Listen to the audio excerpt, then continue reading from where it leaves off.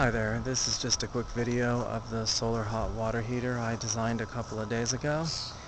Well, that's pretty much it right there. I went to Home Depot and bought two 50-foot rolls of black plastic tubing, half-inch, coiled it up carefully on a piece of plywood and propped it up in the sun. I ran a couple of lines to the house off a splitter here, so I've got one line running to the collector, the other just to the garden hose. But quickly again, out about 20 feet to the yard, 100 feet of coiled black tubing.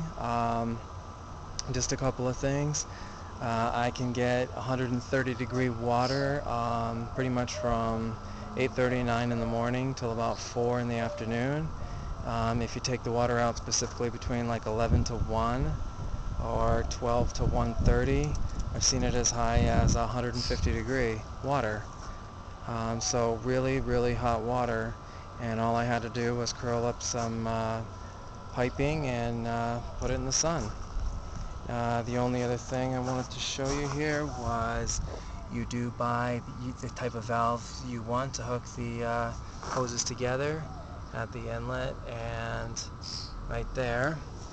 So since it is half-inch tubing, every 50 feet is almost exactly 1 gallon, so 100 feet there, that's two solid gallons right there, heated up in 30 to 45 minutes.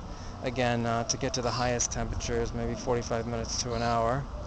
So any questions, let me know.